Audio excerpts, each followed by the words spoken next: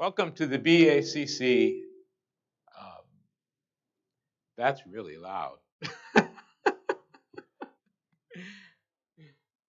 Welcome to the BACC digital presentation of our live stream. Many of you have been watching and very kind. Your encouragement via email and text messages has been extraordinary in its generosity and its expression of gratitude. And we thank you for that. Thank you for your prayers, which are keeping us all healthy. And we want you to continue to pray for a lot of people who are working, medical workers that we talked about a couple of weeks ago, and also any among us who are battling COVID 19 and the world as well. The world is being impacted in terrible ways with the loss of life, with people being without all of the necessary medical treatments and gear. And so we ask you to pray for them as well.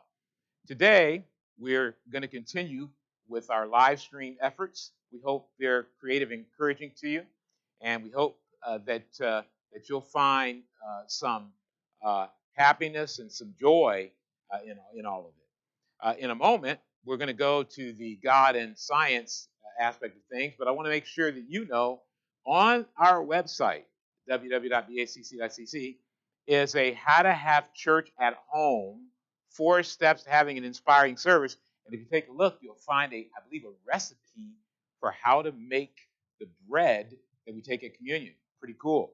I think you can just buy the grape juice, but you can have communion at home. And it's got a lot of good tips on it. Some of us are getting used to having church at home. We want us to do church, but we're doing something different. We're trying to do something that's enjoyable and relatable to people that go to church, but also people who don't go to church. I know I was one of those people. And so we're trying to do it differently. And so if it feels different or feels a little uncomfortable for those of you who are used to coming to church and sitting in a pew and watching a sermon from a pulpit or whatever, that's on purpose. We're trying to take advantage of the opportunity in this moment of crisis to bring some encouragement and some joy to people. And so we hope that you like it, and we hope that it'll continue to be encouraging to you. Let's start off with a word of prayer. Let's pray together. Father in heaven, we are grateful to you. We're grateful because we know you're watching over us, and despite what may be happening in nature and in the world, despite what may be causing difficulty and disease, we believe that you are there listening and you are working to help us. We've seen the efforts to create new interventions, whether they be therapeutics or whether they be vaccines or machines that are made by companies like Abbott that have come out that can test in minutes.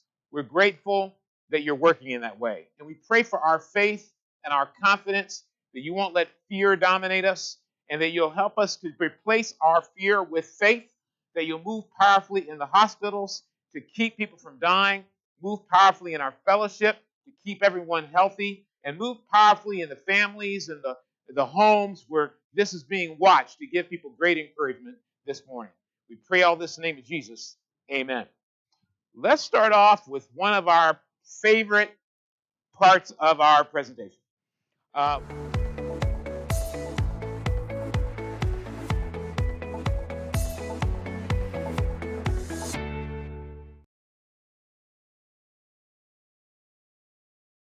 Sets and my biology sets from back in the day, and they want more God and science. So let's see what we got for you.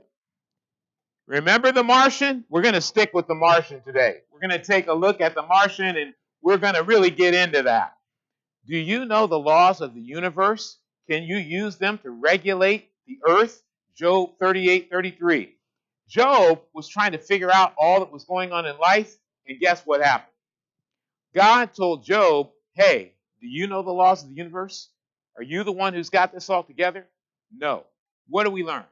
God put in motion the laws of the universe. And the universe is beyond the earth. That includes all the planets. That includes all the solar systems. That includes it all. So when people get focused on God created the earth, he did a bit more than that. He just tells the story in the Bible of where we had created. Now, I'm going to bring on real quick somebody to help us out with some Zoom best practices, because guess what? Zoom, you need to be able to use that right, or you can get yourself in a little trouble. And so we've got a little something here for you, a Zoom PSA. Take a look. For the last few weeks, God has guided us to find creative ways for fellowship and connection. It has been refreshing to virtually connect face to face with each other using Zoom, a video conference software tool. As with every form of electronic communication, it's very important that we educate ourselves on the proper use of the software, including security and safety. In the same way you learn for emails not to trust every attachment or for the internet to click every pop-up that's just clickbait, we want to help you know how to be smart using Zoom. So we put together Zoom tips and best practices to ensure everyone has a great experience with our virtual fellowship opportunities like midweeks, Bible talks, game nights, and watch parties. If you go to bacc.cc/subscribe, sign up for our newsletter, which will be going out later today with those tips. Thank you and happy Zooming. Not only do we have a little science for you, but we also have some very compelling PSAs like that. Remember to go to our website and read that document on Zoom so you can be able to have a secure and enjoyable experience using Zoom and all of its capabilities. It's been great for all of us. Keep using it. Just check out the best practices. Let's continue with God and science. God also created the universe. Genesis 1:14-16. Then God said, "Let lights appear in the sky to separate the day from the night. Let them be signs to mark the seasons, days, and years. Let these lights in the sky shine down on the earth." And that is what happened. God made two great lights, the larger one to govern the day and the smaller one to govern the night. He also made the stars. I always find it kind of cool that it said he also made the stars. It's like he made Earth, and while he was doing that, he also made the whole universe. Pretty impressive. God created the universe. Now, why am I bringing all that up to you? Well, I want to give you a little God and science and show you it's all over the Bible. There's a lot there. There's tons of stuff in the Bible about science and about how God works. You just got to read it with an open mind to let God show you what he was all about and not close yourself off to the brilliant, beautiful science that's in the Bible. But guess what? I'm telling you this because we've got an idea that we want to hand out to you. The soul. In the book, in The Martian, in the book and in the movie, there's something called the soul, and it's the measurement of the day. It's a convention used by spacecraft lander projects to date, has been to enumerate local solar time using a 24-hour Mars clock, on which the hours, minutes, and seconds are 2.7% longer than their standard Earth durations. So the Mars day's a little longer, and guess what we learned?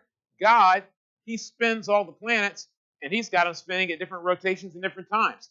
He covers every detail, but they call it the soul. And you know what we thought? Here's what we thought. One soul for us is a shelter-in-place day, which is longer than a typical day. Have you noticed that? Like, I don't know about you, but I look up and I'm like, first of all, what day is it? Because we're sheltered in place and I'm not doing my routines. But then it also seems longer. Someone told me last week that it had only been a week since we were sheltered in place. And I was like, are you kidding? It feels like it's been a month. Oh my gosh, I'm sheltered in place. You know, maybe you're like me. You're about to crack. You're falling apart. You can't do your stuff. You can't get your coffee from the same place. Everything's going wrong. And the days just seem so long. How many things can we do in our house? It's called the soul. One soul. And that's what we are going to imitate and learn from. I want you to start using that term. I want it to become a colloquial phrase. One soul. Just like in The Martian with Mark Watney. He was planning it out, counting it out, one soul at a time. We found out that school's going to be out till the end of April. I know it's safe. I'm for it. But that's a long time. Many souls. So, guess what we're going to do? We're going to do our souls. Our souls. How about that? You get the soul.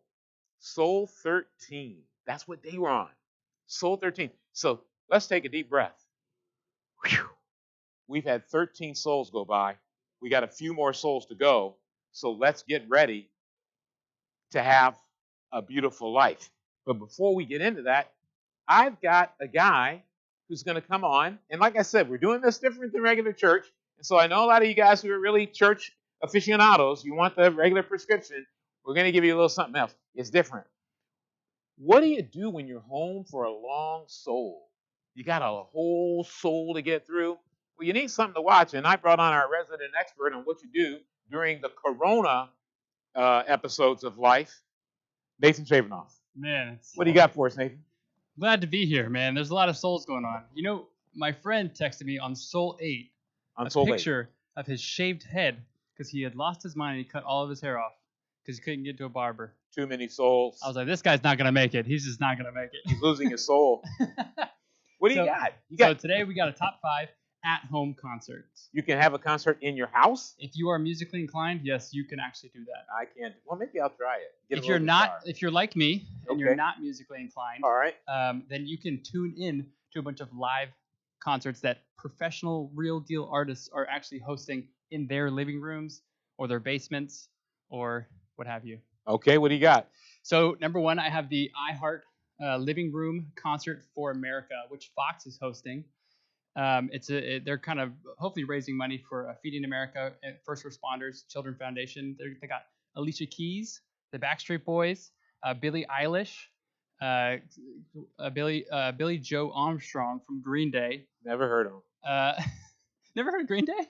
I have, but not the guy Billy Joe Armstrong. I've heard of Bruce Springsteen. I heard of Billy Joel. Well, have you heard of Dave Grohl and the Foo Fighters? I have heard of him. Yeah, he's the newest right guy. If you like country, they also got Tim McGraw. Tim McGraw's, if you like country. Yeah, he's good. Some of you like country. Hey, don't get down on me. I'm just, responding. So that's actually going on tonight. How do you get that? So if you have cable, go to Fox. Okay. Turn on, or you go to fox.com, and they're streaming it on their web platform. Beautiful. What else you got? You said you got 5. I got 5. So the second one is Keith Urban is doing live streams from his basement. Keith Urban's getting it done. Yeah. I watched it. He's getting it done. Like, he's getting it done. Well, when I think of a basement, I think of a dank, dark place. He has a basement with like a full studio outfit. He's got a little more money than you. He's got. It's bad. His basement's pretty good. What's number 3? Number 3 is I found this one. It took me a little bit of a while, but I found it, and it was probably the one I liked the most. Yeah. Questlove from The Roots is DJing from his apartment. Questlove. Yes, Questlove, who's a drummer. He's on, Jimmy Fallon and the Tonight Show. He's the drummer. Everybody knows Questlove. Questlove. I love Questlove. He's like an encyclopedia of music. Okay. But he's DJing from his living room. All right. Through YouTube and through Instagram. Okay. And then as well, we have Verizon is doing a hashtag Pay It Forward, and they're raising money to support local businesses. And their first act, Dave Matthews. Oh, Dave Matthews Band. That's some serious sound right there. Yeah, very much so. And then number 1, this is actually a really big hashtag movement. Now let me ask you a quick question. Are these ranked according to what's best, or did you just make a list? Yeah, I went with what's best. Oh, okay. Well, I want to see what you got here. So number 1 is a really big movement that's going on, hosted by global citizens. It's called hashtag Together at Home. Okay. And there's been so many artists that have jumped on to this hashtag. John Legend. Enough said. Exactly. Chris Martin from Coldplay. Those were kind of the 2 guys that really got kicked off. That guy's got skills. Charlie Puth, the Lumineers. Charlie. Jennifer Hudson on her Instagram was making it happen. Okay. And then tonight actually is Jack Johnson. Wow, I haven't heard him in a long time. I know. He's one of my favorites. I love that guy. So, folks, guess what? You got 5 concerts. Why is Nathan giving these to you? It's pretty simple. Because if you watch Corona coverage 24 hours a day, you and I will be a basket case. So take a break, listen to some sweet sounds, pick one, and if you get any others, just email us and we'll talk about those as well. So here's what I'm wondering. A lot of people want music. Yeah. Were we able to get any of these artists to come visit us? Any of these guys? Any of these guys? No, but we've got some sweet artists in our back pocket. We do? Yeah. I know I would say back by popular demand from last week, there was a group of people that banded together. Oh, yeah? They zoomed it up. No, they didn't. Yeah, they did. Not again. They did it. They're just playing the same old song. No. They pulled in some people, smashed up a melody, made it happen. It's called mashup, but that's all right. Smash, whatever. Smash it, match it. Let's take a look.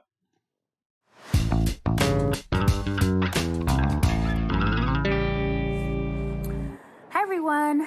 One of the things that's been helping me while we shelter in place is music. Singing songs helps me to remember that even though we're sheltering in place at home, I'm not alone. I have God, I have friends, and I have my music. So let's listen to a song that I think you will want to sing along to.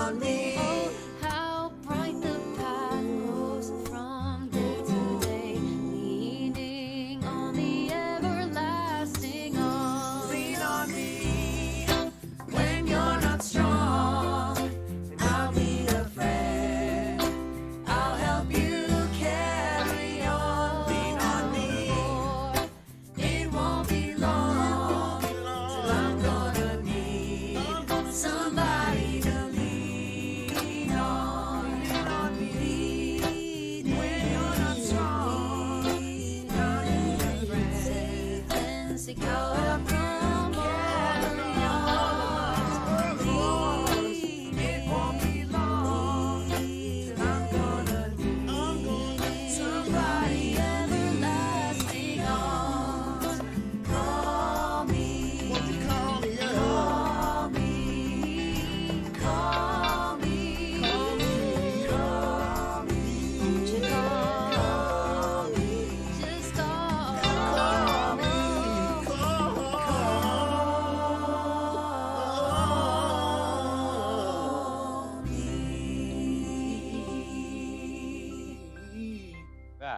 That was incredible.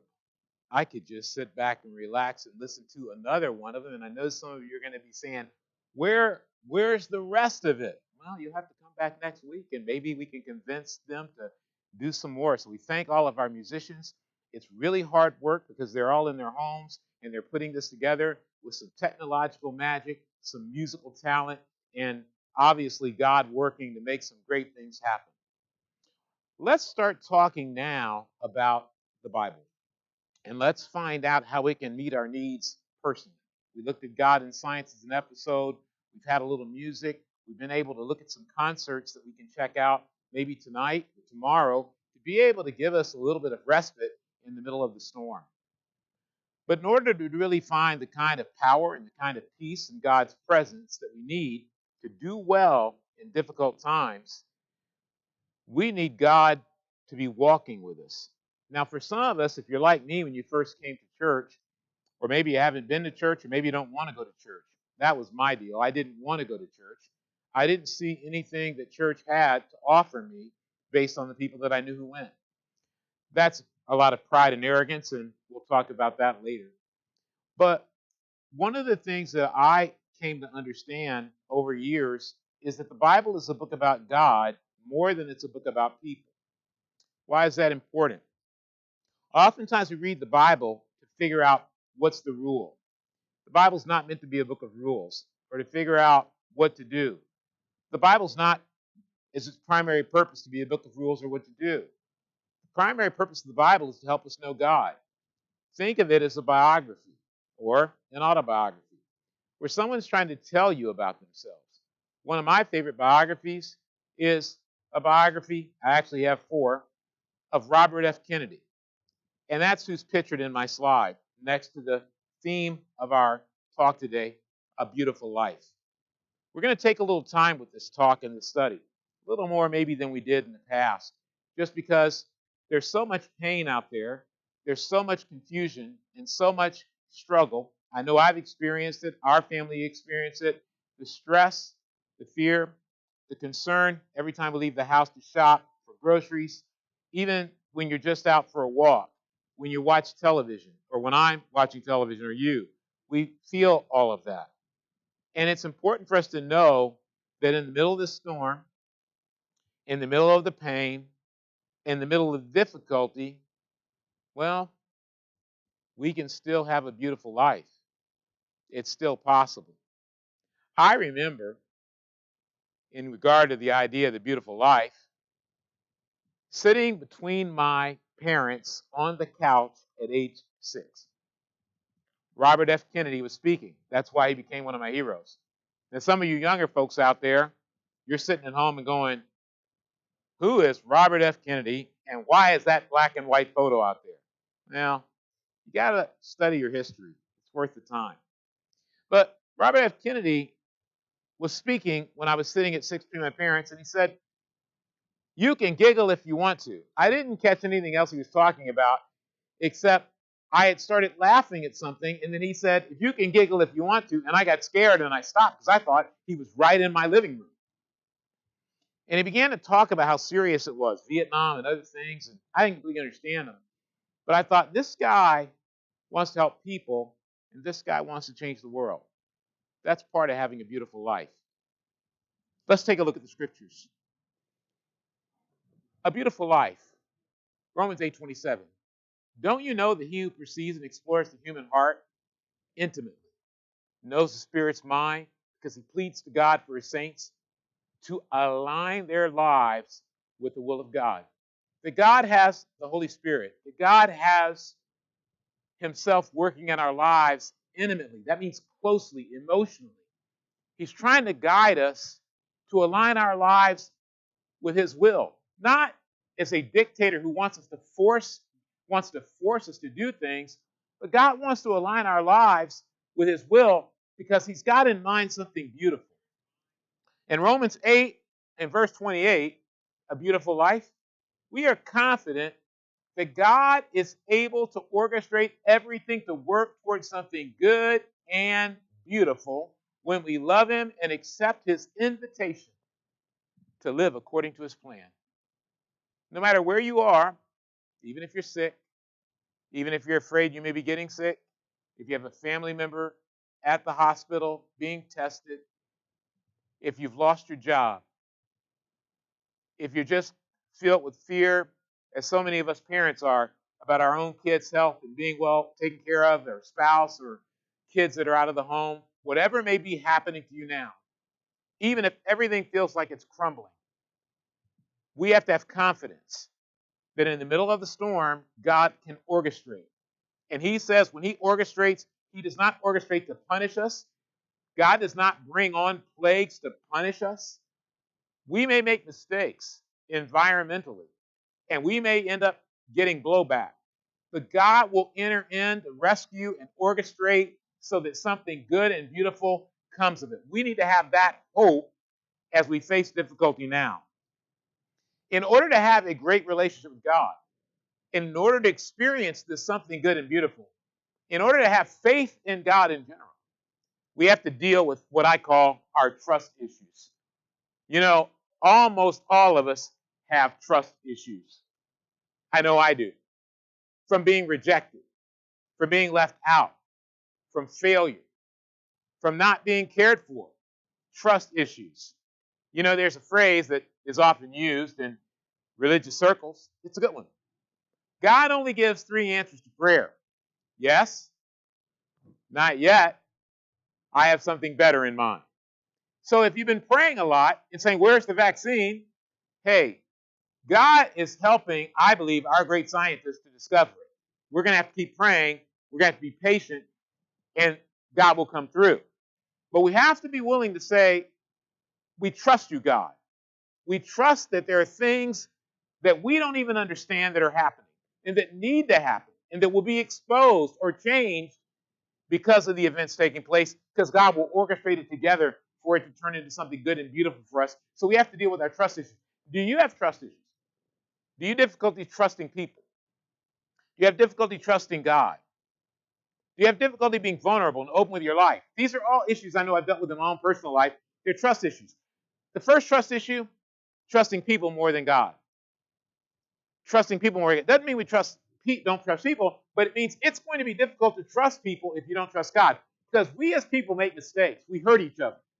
The Bible teaches we sin against each other in ways that can damage it. You even have some people say, you can break my trust. Well, what we want to have is unbreakable trust because the bedrock of our trust is God and not the performance of people. We don't want to make human beings perform for us, and we don't want to make human beings try to be infallible. They can't be. We want to have fallible human beings and an infallible God. We rest our trust on God, and that allows us to trust people. But when we're trusting people more than God, Psalm 108, verse 12, give us a father's help when we face our enemies.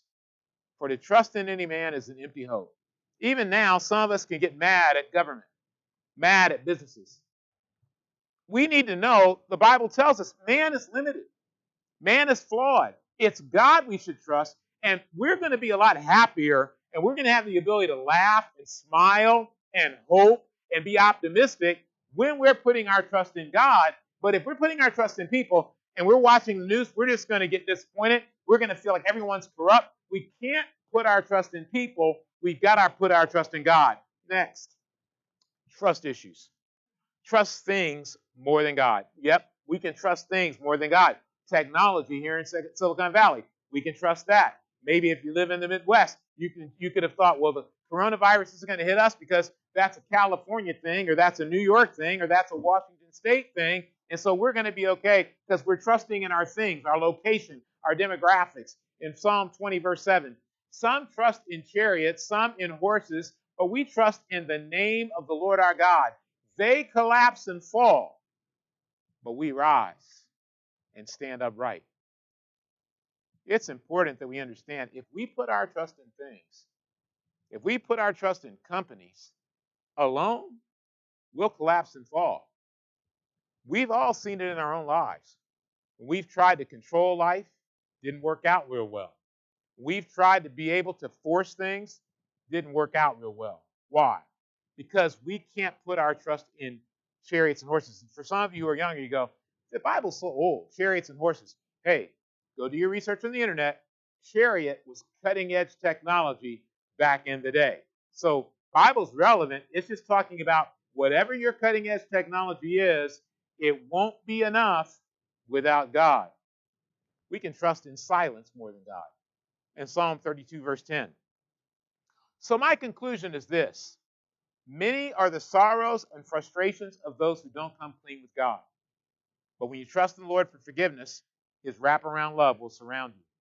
You know, one of the challenges of being sheltered in place is we're sheltered in place. And one of the challenges of being sheltered in place, beyond being sheltered in place, is we're sheltered in place with people. Sheltered in place with people. Well, that goes well if you have good relationships, but sometimes you find out not so good at relationships. For those of us who prefer activity to intimacy, being sheltered in place is tough. You know, maybe what we want to do is realize that some of the reasons being sheltered in place is difficult is we rely on our silence instead of relying on God. We don't talk about what's burdening us. We don't talk about things like guilt. We don't talk about things that maybe make us feel terrible, thoughts that are wicked, evil, suspicious, whatever may be the case. The Bible here says trusting silence more than God is a problem because you need forgiveness and not silence. Silence means you hide your emotions, you hide your thoughts, you hide your guilt. So whatever stress you have on the outside, or I should say, whatever stress we have on the outside, that stress is made even more difficult to handle if we have stress on the inside. If we have angry thoughts on the inside, then all of the stress on the outside makes it worse.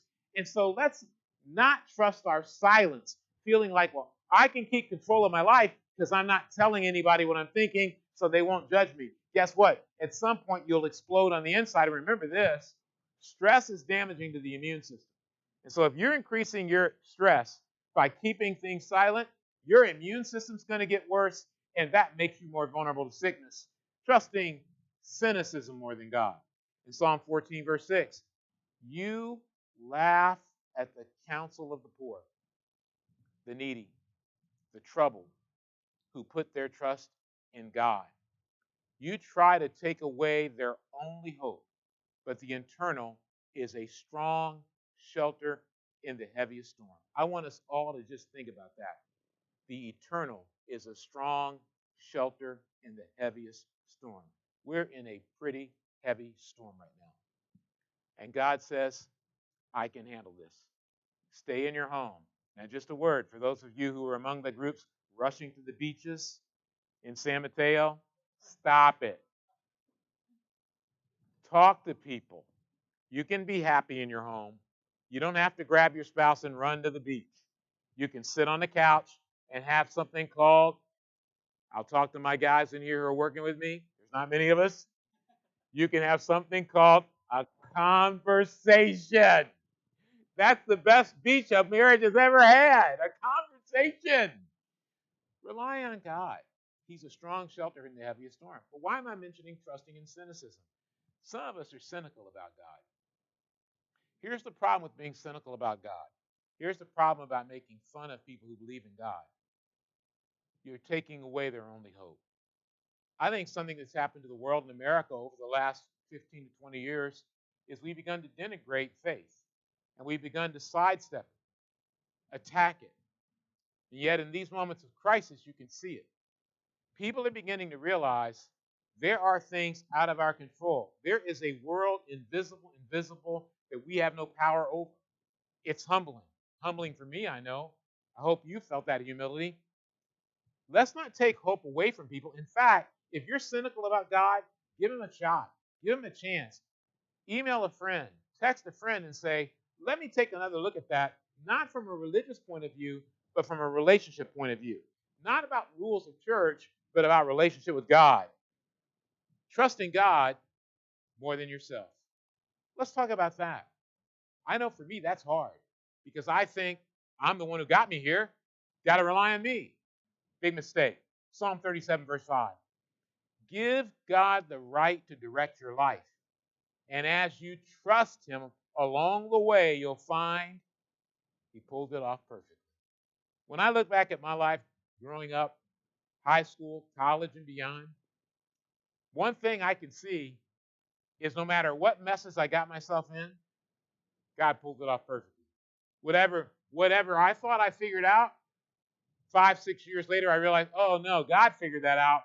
I only understood it later. I've taken more credit for what God did in my life than I can even explain to you.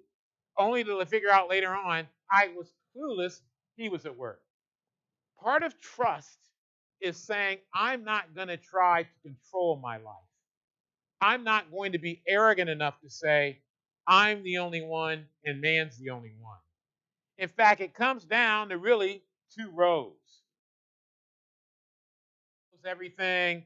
I don't need God. We can figure it out. And the religiosity of saying, hey, we don't even know. And we've seen this with some churches. We're going to keep our church service going. We're going to keep our church service going. We're going to keep meeting with thousands of people. That's religiosity. That's someone who doesn't understand that you have to have humility whether you go to church or you don't go to church. And it's the reason we're not meeting together is the humility to say, we respect what science says, and the faith to say, we believe what God can do. Which road are you on? The road of faith or the road of control? You know, there's a favorite poem of mine. I'm sure you know it well. Two roads diverged in the yellow wood, and sorry I could not travel both and be one traveler. Long I stood and looked down one as far as I could to where it bent in the undergrowth, then took the other as just as fair and having perhaps the better claim because it was grassy and wanted wear.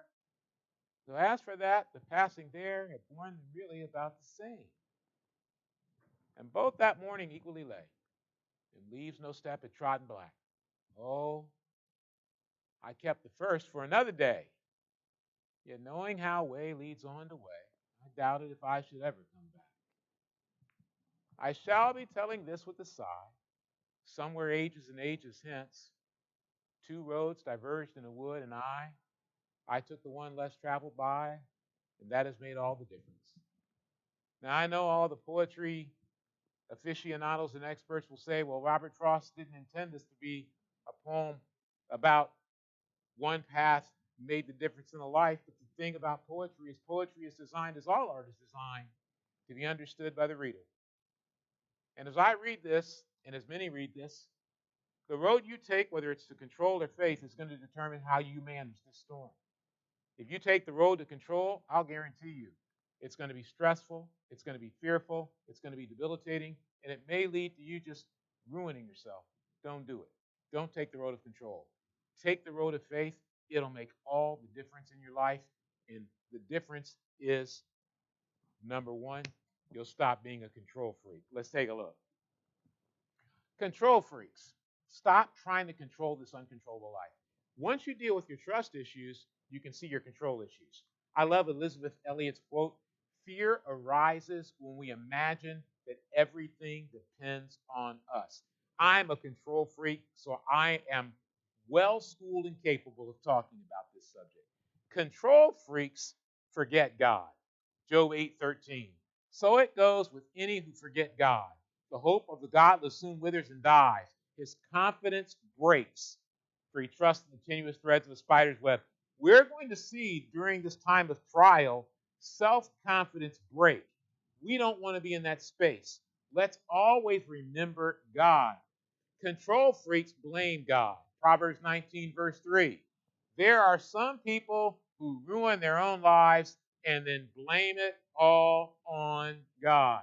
When we're control freaks, the funny thing about us all is we'll do all these things, come up with all of our strategies, then they don't work out, and we go, why did God do this to me? Why did God make the coronavirus happen?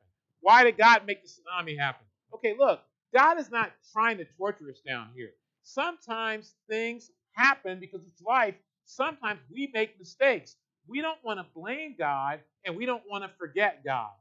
That's what we do when we're a control freak. When we're a control freak, we blame God, we forget God, instead of relying on God and trusting God and letting God guide our life. One of the things I looked at, and I spent a lot of time thinking about this, is the futility of me being a control freak. Here's what's going on today in our life. There are a lot of unknowns. There's a lot of uncertainty, the unpredictability of life. And guess what they produce? Emotionalism. I know I've gotten very emotional. Have you?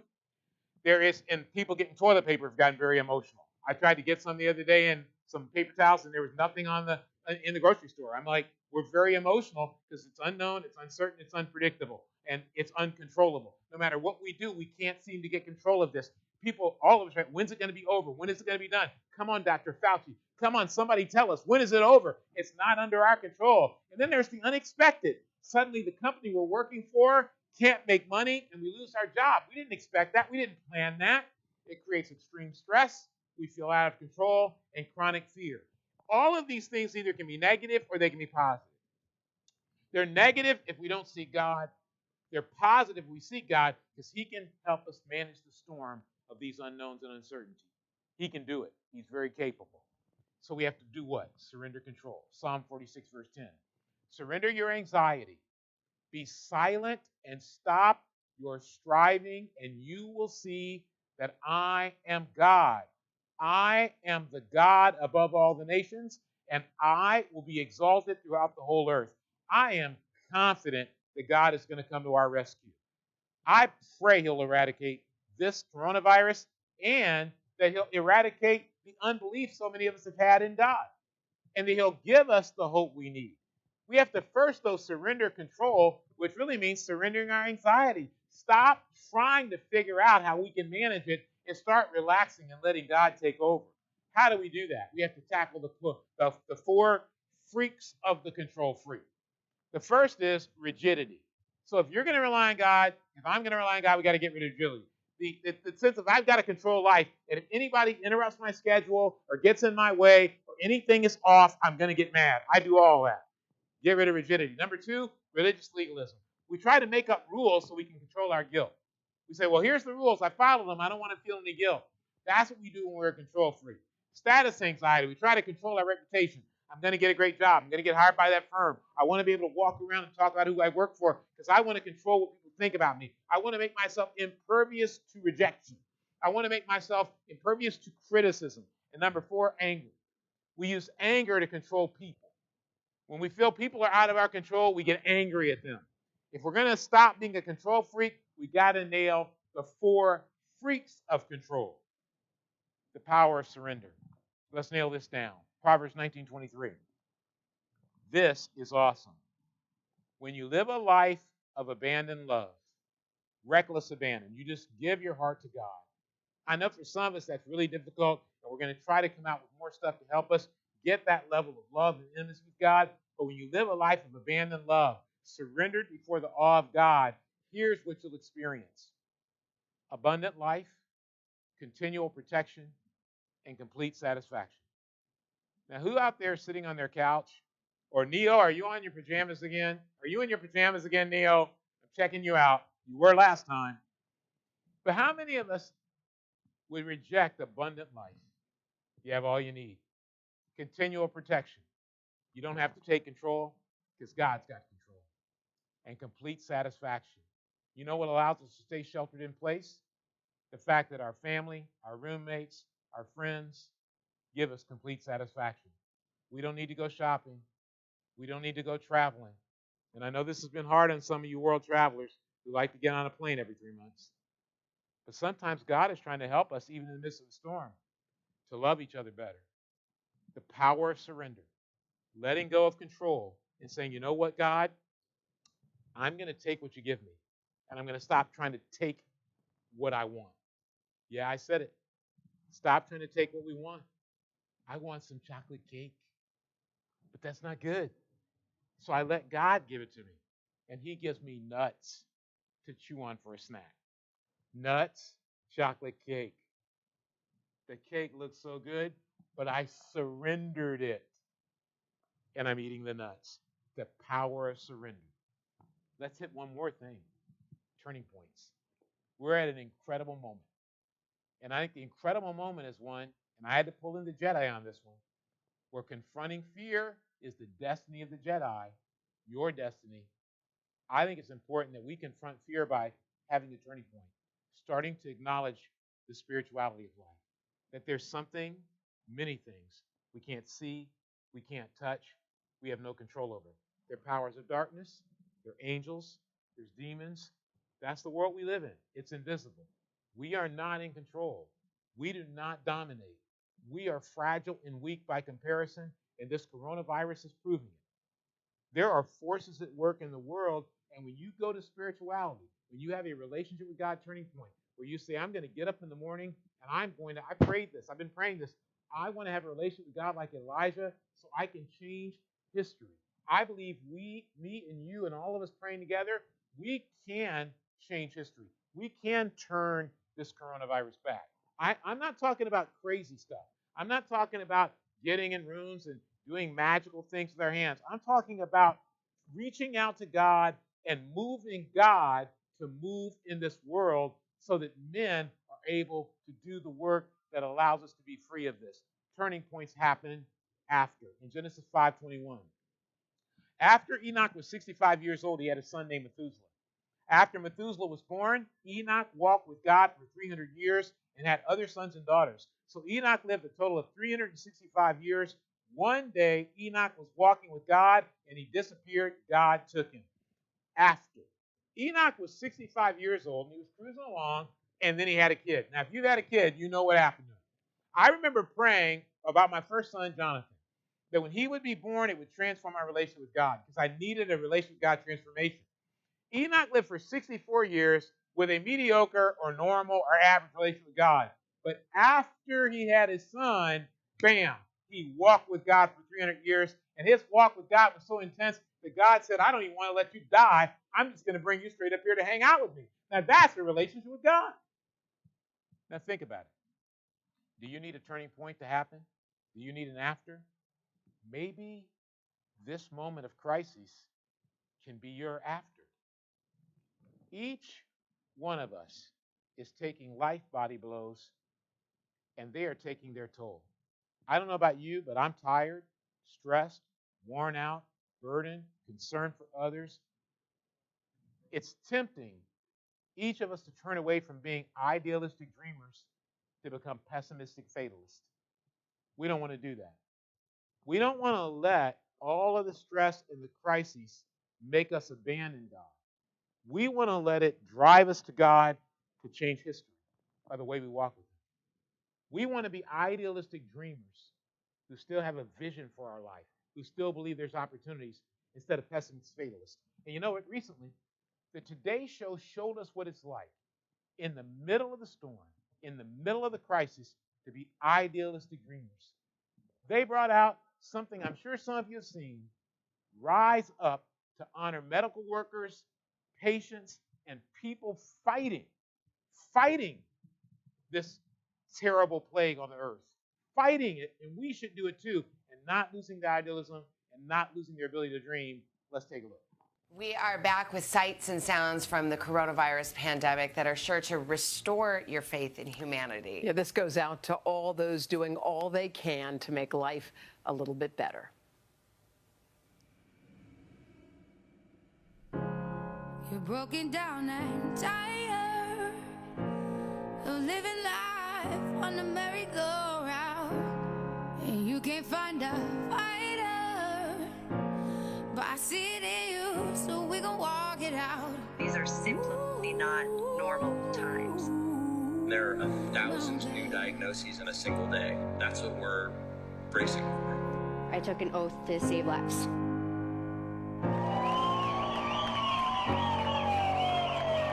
We're going to put our lives on the line. We're going to do everything we can to save your life. And so we need your help to make that possible. And I rise up, I rise like the day. I rise up, I rise unafraid. I rise up, and I do it 1,000 times again. And I rise up, I like the waves. I rise up, in spite of the ache. I rise up, and I do it 1,000 times again. Be you, be you, be you. And I rise up, I rise like the day. I rise up, I rise unafraid. I rise up, and I do it 1,000 times again. Be you,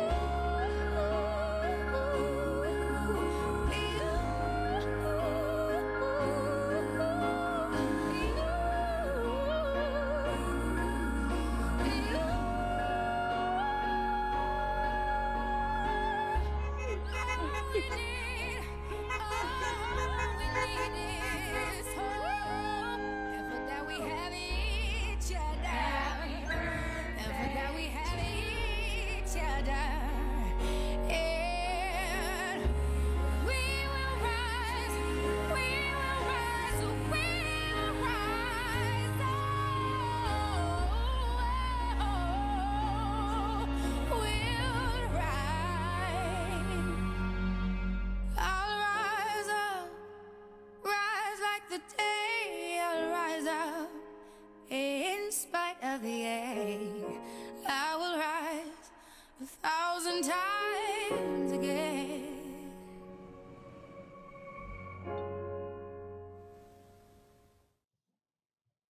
That's one of the most inspiring videos I've ever seen. And I'm sure you join me, not only in being inspired by the medical workers and their courage, those in our own fellowship, which we highlighted a couple of weeks ago, but also those all around the world. And when you see that film, it gives you hope, right? We stop focusing on the politics, we stop focusing on the borders, and focus on the people. People in all nations speaking the same language in that film, and it's a language of love. And the Bible teaches us that that love, Galatians 6, it flows from faith. The capacity to love with unwavering intensity and devotion, unencumbered and not blocked by obstacles and difficulties, comes from faith. But when I watch all of those heroic people, it makes me think when I'm in my living room or I'm in my bedroom at home, what am I doing? Maybe you're thinking that. I'm not talking about going out and getting into the street and trying to go do something dramatic. I'm talking about in your own home, my own home, realizing that with God, we have the power to make as much difference as any human being. Through our prayers and our faith, we can save the lives of medical workers. We can save the lives of patients. We can drive back pain, grief. We can heal the world.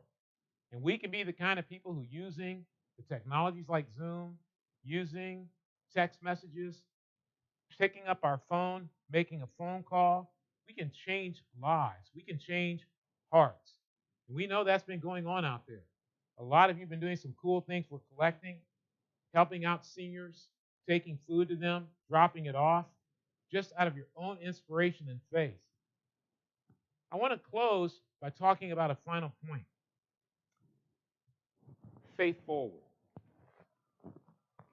Embracing your hero's journey. Something that Gail inspired me, my wife inspired me to do, is to start working on some thoughts and some ideas about the hero's journey. Joseph Campbell's book is the preeminent scholarly work on that subject. But really, what I want to talk about is a faith journey, a kind of hero's journey that all of us need to be on. It's why I like The Martian. Mark Watney really is living a hero's journey. Everything was against him, and sheer tenacity and faith and will allowed him to conquer the obstacles. I think we're at that moment. I don't think we should just sit back at home and say it's a vacation. I don't know that we are doing that. Well, I don't think we should do that. I don't think we should sit back and wait till it's over. I think we ought to change our lives now and embrace our hero's journey. John F. Kennedy, one of my favorite presidents, said this at the United Negro College fundraiser in 1959. I wasn't even around, but you need to study history. In the Chinese language, the word crisis is composed of two characters, one representing danger and the other opportunity. We're in danger, but we ought to be looking for the opportunity. Face the danger. I'm going to tell you a little story. It's quick. It's a quick part of the Bible. In Exodus 14:13. And Moses said to the people, "Fear not, stand firm." The Egyptians were coming, and the Red Sea was on one side, and the Egyptians with the high-tech chariots and spears were on the other side. They were caught. And Moses said, "Don't be afraid." Absolutely right. And we can't be afraid. Stand firm. Don't give in. Don't buckle. Don't collapse. Don't abandon God. Don't turn back. Don't give up. And see the salvation of the Lord. He said, "Fear not, stand firm, and watch God work," which he will work for you today. For the Egyptians whom you see today, shall never see again. The Lord will fight for you, and you have only to be silent. When you truly have a relationship with God, you believe God will fight for you. That's something I've had to work on in my faith. I want us all to work. God's going to fight for us. So we face the danger. But guess what? We have to also see the opportunity. Moses faced the danger right. God had to give him a little adjustment. He goes, "Hey, you're facing the danger, but you're not seeing the opportunity." In verse 15, the Lord said to Moses, "Why do you cry to me? Tell the people of Israel to go forward. Lift up your staff and stretch out your hand over the sea and divide it, that the people of Israel may go through the sea on dry ground." Guess what? God said, "I love the fact that you're going to be fearless in the face of danger, but I want you to be fearless, not paralyzed. I want you to see the opportunity." A year ago, we gave a special contribution. We all gave, I believe, 10, 11 times. And we did that in part to build our digital team. And we all want to thank you for taking that faith move, because guess what? None of us ever knew that the building of the digital team was going to be so crucial. We all thought we'd be having services. Well, we're not. But the digital team, we got the burden put on us, but God had prepared us, you supported us, and here we are. Last week, I believe our attendance of watching our live stream edged up toward 9,000. That's incredible. Yeah, that's incredible. Why is that happening? Because this time is like the Esther's time, for such a time as this. Let's go forward, though. Let's not stop dreaming. Sit down, get yourself a journal, and write down, what do I want to be when this is done? How do I want to come back into life when this is over? I want to be better. And as you take communion, which we'll be doing in just a little bit, and you break that bread and take the fruit of the vine, I don't want you to do it right now. I want you to wait till we're done. And then I want you to take some quiet moments together and just think, how can we get a beautiful life? What is God trying to orchestrate, and how can we cooperate with him? We have to do a little commercial because a lot of people have been asking us to continue to help them understand the contribution. And in regard to the contribution, remember that we've got digital contribution. And we want to continue to be able to learn how to do that. A lot of you mailed it in, which was awesome. We got a bunch of letters, and it was awesome. So thank you very much for keeping our buildings going, keeping our staff going. We're grateful, and we're going to keep working hard. But I think we have a little reminder here that can give you some tips about how to give that contribution.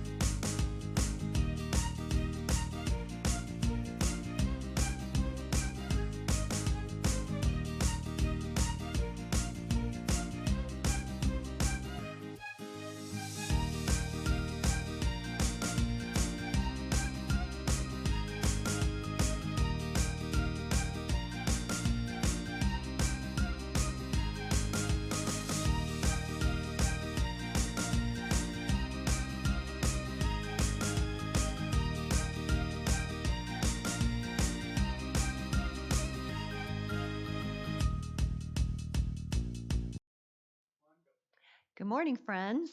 That was a great lesson, and I'm so inspired by the things that we get to share on Sunday. Russ and I were talking, looking for some inspirational songs to share, and right as we were looking for it, he's like, "You got to find another good one." And it was funny. Right as we were talking about it, I saw an Andy Grammer song called "Don't Give Up." And the funny thing is, as I was listening to all the students sing the song from around the world, I was surprised as the school I work for was actually representing California. And we had done a kind of a competition, and I guess then when they pulled all the schools together, they put us in there as the representation for California. But I think the lyrics are appropriate for this time, as it talks about not quitting, fighting for each other, and not giving up no matter what. And I know some of us are fighting for life right now, and we won't give up on you. And we'll continue to battle on our knees for you in prayer. I know some of my friends are battling the virus, and it's serious, and I pray for them. And I know you're praying for them. And I ask that you would consider the lyrics of this song when it says, "I'll fight for you, I will fight for you. I always do until my heart is black and blue. I'll reach my hands out in the dark." I think that's for God. "And wait for yours to interlock. I'll wait for you. I'll wait for you. Because I'm not giving up. I'm not giving up. No, not yet. Even when I'm down to my last breath. Even when they say there's nothing left. So don't give up on me. I'm not giving up. I'm not giving up. No, not me. Even when nobody else believes, I'm not going down that easily. So don't give up on me."